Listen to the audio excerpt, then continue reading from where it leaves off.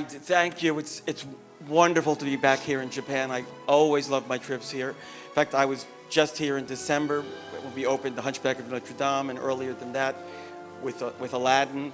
And I'm so thrilled to be here with this new movie of Beauty and the Beast. I can't tell you how proud I am of this work that we've done and how wonderful it was to work with Bill Condon, our director. And I'm looking forward to everyone in Japan seeing it. You'll see the beauty that you've always loved, but with also a lot of new songs and new elements, and we're very proud of this. Hello, thank you so much for coming today. I can't tell you how exciting it is to make a live-action musical and to bring it to Japan, because this is the place. In many countries the tradition has died, but this is the place. I know this from Dreamgirls, because Dreamgirls was most popular after America in Japan. This is a place where musicals are alive, the tradition is alive, and I'm very excited to show it here. Thank you. Beauty and the Beast was a very emotional musical to write, both because of the story and because of the story that was happening also in my life at that time. Howard Ashman and I we were just completing Little Mermaid when we were asked to write Beauty and the Beast. And unbeknownst to me, Howard was sick, and he actually never lived to see Beauty. So there was a lot of emotion when I knew that his days were numbered and we were writing this very emotional musical.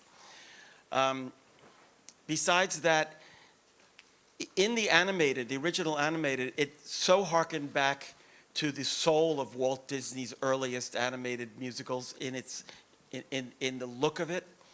And we were dealing with some very precious material in dealing with that, both the story and with the Disney form. And I remember the first song we wrote, I believe, was Belle. It was Belle and Be Our Guest.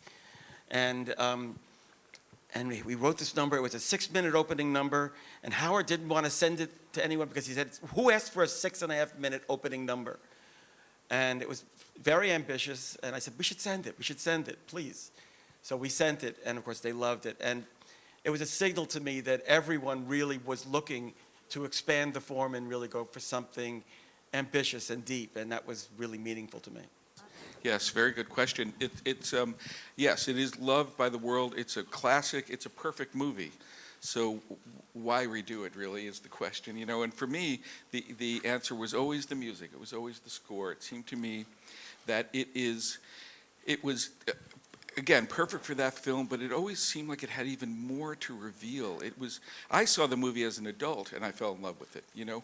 It was a film that was made maybe primarily for children, but it was for everybody. But it seemed to be in a live-action format.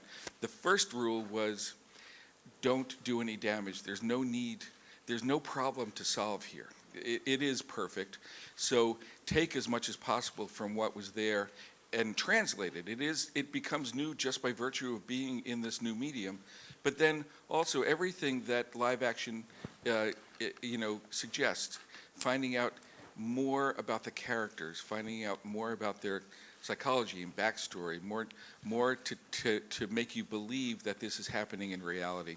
That pointed the way to the new songs and scenes and moments that we invented for this version. I think she did wonderfully. Initially, first of all, I was definitely, when the idea of Emma Watson playing Belle was perfect.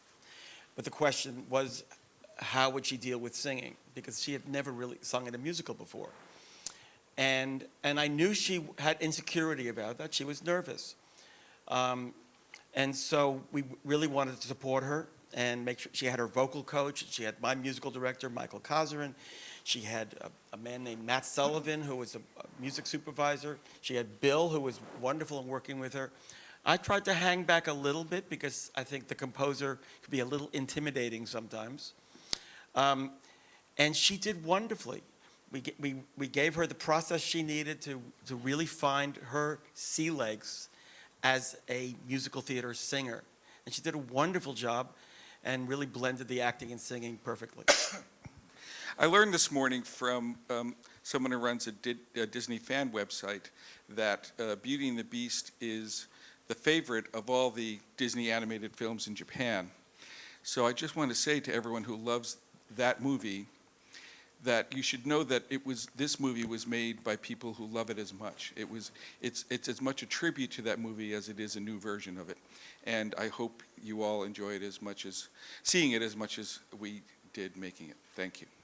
Well, all I can say is, I've reached the point in my career where it's hard to surprise and amaze me. But this movie it's so exceeded and I had high expectations, but I got to say the job that Bill has done and everyone has done in this movie is just amazing to me. I'm so proud of it, and I'm looking forward to people seeing it all over the world. And it's just amazing that Beauty and the Beast has had yet another life, and I'm very grateful for that. さあ、それではご退場となります。作曲のアラン・メンケンさん、そしてビル・コンドン監督でした。皆様盛大な拍手でお送りください。